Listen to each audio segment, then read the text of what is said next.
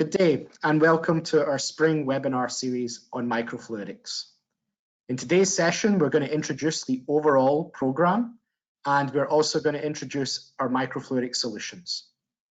The title of today's session is Enabling Mega Insights with Microfluidics, and I hope you find today's session useful. The agenda, as you can see, is to start to introduce Fluidigm and our technology, give you a little bit of detail on what the next few weeks are going to contain with regards to microfluidics and our spring webinar series. And also in today's session, we're going to introduce Fluidigm microfluidic technology and our integrated fluidic circuits, as well as the systems for genomics-based applications. Let's start in the context of how our technology is set up and what we actually have at Fluidigm. So Fluidigm is an innovative leader in cell and tissue analysis for translational and clinical research. Our technology falls into two main pillars. On the left-hand side is our microfluidics pillar, which is focused on using microfluidics and our instrumentation technology to miniaturize reaction volumes for molecular biology. In doing that, we're able to look at a very large number of samples at the same time. So we reduce the volumes of reactions, but increase the actual number of reactions taking place. What that means is that we can provide solutions using our microfluidics to enable you to look at RNA, DNA, protein, and understand how those processes work in real biology. The other pillar is mass cytometry. Mass cytometry uses a slightly different technology, where we're looking at screening many cells or screening tissues for the functional details of those cells or tissues. As the schematic shows on the slide, this uses antibody-based technology to do that type of screening. Together, microfluidics and mass cytometry make up Fluidigm. What does that mean from a product perspective? From a product perspective, we are able to deliver multi-omic solutions for a comprehensive view of health and disease states. This webinar series is not going to cover off on mass cytometry. We're going to be focused purely on microfluidics, which is shown at the bottom part of the slide. For more information on mass cytometry, there's a lot of events taking place, and you can visit and learn more about those on our website. But as I mentioned, the next few weeks focused on the Spring Microfluidics webinar series are really going to touch upon genomics and gene expression. And this is going to focus primarily on our Juno system and our Biomark HD system, which both leverage microfluidics technologies. Today's session is pretty much the introduction to all of this. And we've titled today's session as Enabling Mega Insights with Microfluidics. But as you can see on the table on the slide, the next 3 weeks, we have many sessions taking place. Detection and characterization of viral pathogens with microfluidics, the importance of sample tracking and quality assessment, and automated nanoscale solutions for RNA-seq libraries. All of these key applications utilize Fluidigm microfluidics. So now let's take a look at what this microfluidics technology is and how it all works. So let's start by looking at what the instrumentation part is that microfluidics can actually be used for. So on this slide, you can see at the top left, we're looking at the instrument systems that Fluidigm has. These fall into two categories. The first category is really the sample preparatory systems. And those preparatory systems are referred to as Juno and the C1. We're going to talk more about what these systems actually do. But at the very high level, the Juno and the C1 system prepares the samples for processing on our microfluidic devices. The second category of system is the Biomark HD platform. The Biomark HD platform is our analytical platform. It is used for studying real-time PCR-based applications. In other words, the Juno and the C1 system prepare the samples and prepare the assays, and the Biomark HD system reads out the molecular events that take place. Together, the Juno, the C1, and the Biomark HD automate and provide scalable workflows to promote operating efficiency and reproducibility. We're going to talk in more detail about those systems in the next few slides. However, now is also a good time to talk about what the integrated fluidic circuit actually is, or the IFC. This is shown on the right-hand side of the slide. The IFC is about the same size as a 96 well or a 384 well plate. That means that whatever technologies you have to interact with 96 or 384 well plates in your lab can be used to interact with our IFC. Whether that's multi-channel pipettes or whether that's liquid handling robots, because the design is the same, the IFCs can be processed in the same way. What that means to you as a user is that the interaction with the IFC has minimal hands-on time. It has minimal hands-on time because you pipette the samples and assays into the IFC, and then the Juno system will prime and process the chip or the IFC, and the Biomark HD system will perform the analytical readout. The key take home at this time, the systems shown on the left-hand side either prepare or read out what is going on in the IFC, and the consumable, the IFC on the right-hand side, is used to process tens to thousands of nanoscale reactions at the one time. What that means to you is that even if it's a small project, or even if it's a really large project, Fluidigm Microfluidics has what it takes to get you through those. So in addition to the systems, and in addition to the integrated fluidic circuit, Fluidigm also has reagents. These reagents are shown at the bottom left-hand side of the slide. And these reagents can be anything from the buffers required to process the IFC right the way through to the master mixes to perform things like reverse transcription and preamplification. And because Fluidigm does not offer pre-spotted content on our microfluidic devices, you have major flexibility in your workflow. And what that means and what that enables is that you can also design specific assays on the fly to process on the integrated fluidic circuit. Our D3 assay design service enables you to define, design, and then we deliver you assays that you can choose whether you put on our microfluidic devices or not.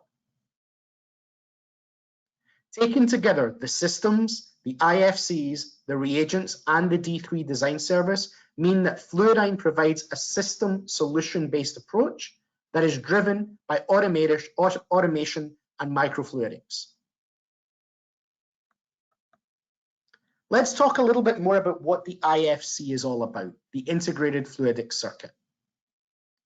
In a nutshell, the integrated fluidic circuit enables the automation of all types of molecular biology in nanoliter volumes. So we're going from working with microliters that you may be familiar with in 96 well or 384 well plates to working with nanoliter reaction volumes.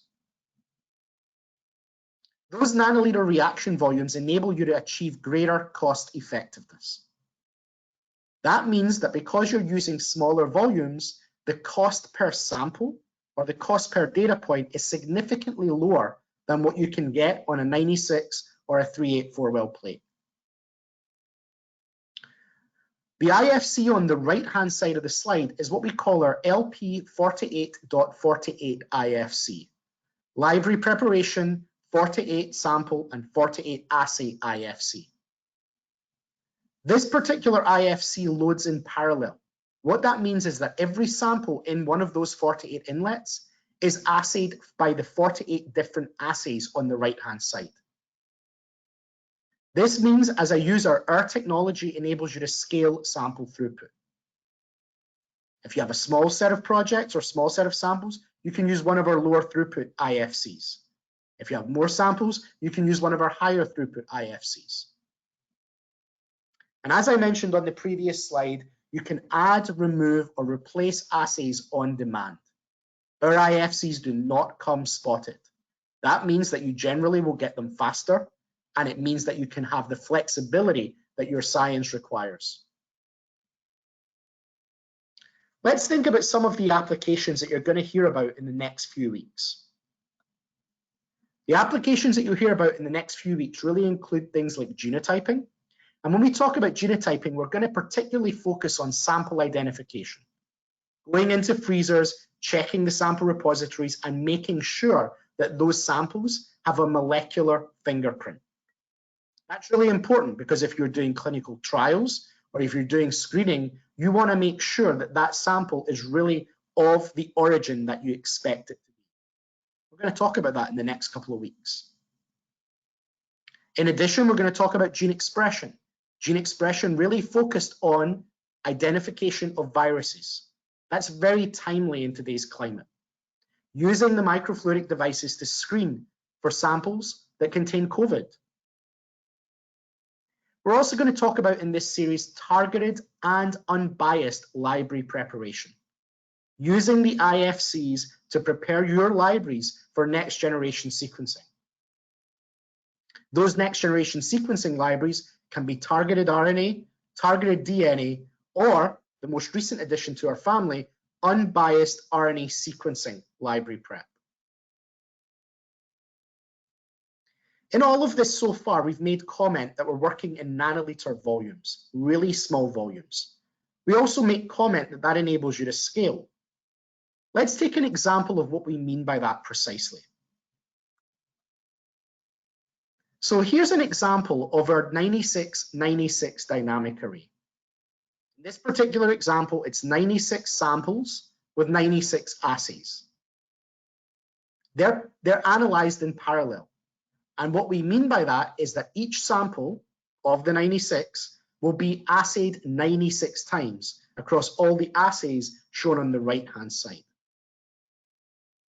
That means on one of these IFCs, you can analyze 9,216 data points per chip or per IFC.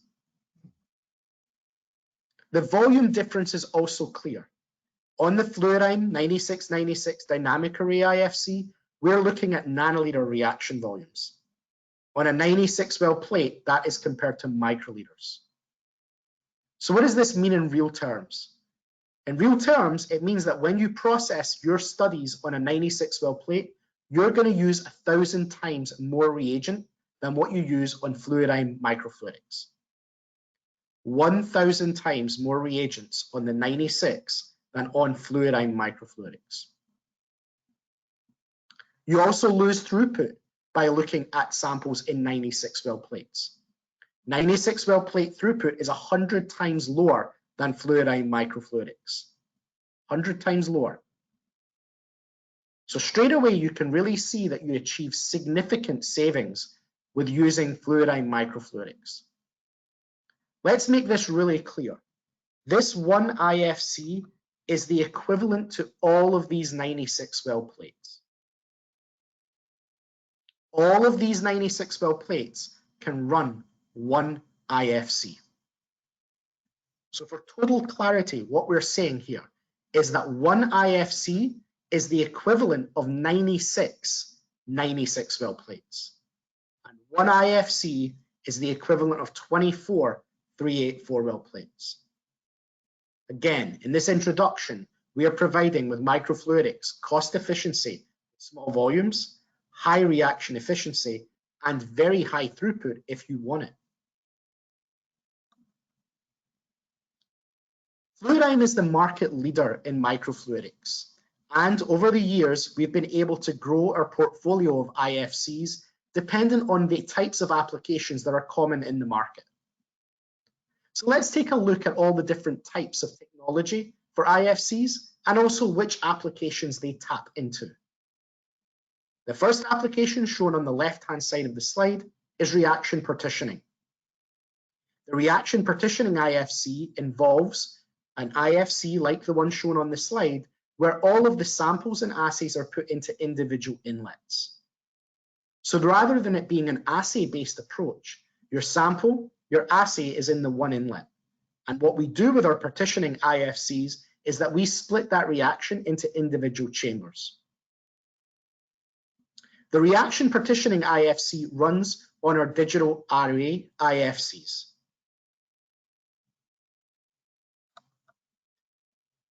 The other type of IFC that we have is something that we call combined reaction assembly and harvest. That's very similar to the IFCs that we showed on the previous two slides. Because on this combined reaction assembly and harvest IFC, every sample sees all of the assays. And that means that our dynamic arrays have combined reaction assembly process. We'll talk more about that in a few moments. The combined reaction assembly and harvest part really ties into library prep for next generation sequencing. The reason it taps into that is that with harvest, you have to have the ability to get the amplified product off of the chip after the PCR has taken place. That's because those amplified products then have to go in to a next generation sequencer. So the combined reaction assembly IFC really taps into our dynamic array IFCs, and the combined reaction assembly and harvest taps into our library prep IFC. The last type of IFC that we have is what we call capture, multi-step reaction assembly, and harvest IFC. Unlike the previous two, which really operate using a one valve open, one valve closed based approach, the multi-step reaction assembly IFC has independently controlled valves. The multi-step reaction chemistry as a user would mean that you can apply the reagents when they're needed in the workflow. The best way to think about this is that normally on a 96 well plate, you would perform reverse transcription, for example, in one 96 well plate, and then transfer that to another 96 well plate to perform the amplification steps, for example. This IFC with the multi-step reaction chemistry means that on one chip, you're performing multiple processes. And that's really significant. It's really significant for our C1 applications, which is single cell, but it's very significant also for our 48.atlas IFC, because that 48.atlas IFC is our newest IFC that prepares libraries for unbiased next generation sequencing using RNA sequencing. So what does this portfolio mean? What does this mean in terms of the applications that it enables? Well, reaction partitioning enables digital array IFCs. These digital array IFCs are used in real-time PCR digital. That means that unlike many other systems, you get the real-time curves, the real-time amplification plots, as well as the endpoint reads. And that means that the digital array IFCs from Fluidigm can be used for absolute quantification, copy number variation, haplotyping, rare mutation detection, and CRISPR analysis. We also mentioned the combined reaction assembly IFCs. These are our dynamic arrays. The PCR, the process all takes place on IFC, no harvest of material back out. The combined reaction assembly IFCs are used for high throughput fluorescence-based PCR assays. These include real-time quantitative PCR, gene expression analysis, copy number variation, SNP genotyping, and protein biomarker discovery.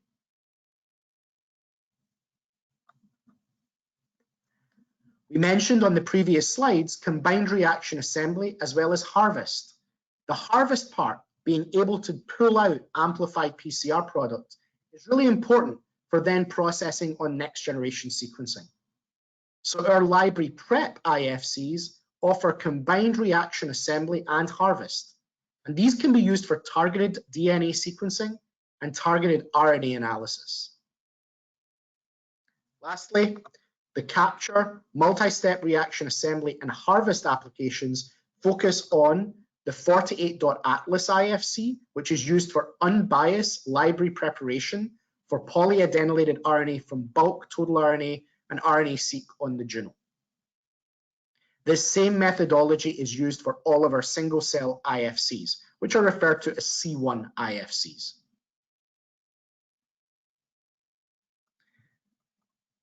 So how do all of these IFCs come together, and how do they work together with our genomic systems? So we've introduced a whole range of different IFCs, and at the start of the presentation, we touched upon the instrumentation that is used with these IFCs. instrumentation such as the Juno system and the C1 system. Let's start with the Juno system. The Juno system is a platform that is our universal IFC controller. It means that no matter what type of valves and what type of methodology the IFCs are running, it can be processed on our Juno system. It processes all of our IFC formats. As we mentioned at the start of the presentation, the Juno system is the preparatory device, and it indeed sits in front of the Biomark HD system. The Biomark HD system is our analytical system that is used for real-time PCR, which includes SNP genotyping and sample ID, which you're going to hear about in this program.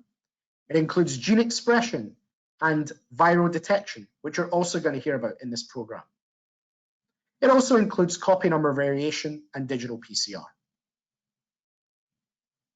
That means that the Juno system can also sit in front of any Illumina next generation sequencing platform, because the Juno system can be used to process the IFCs for targeted DNA sequencing and targeted RNA sequencing.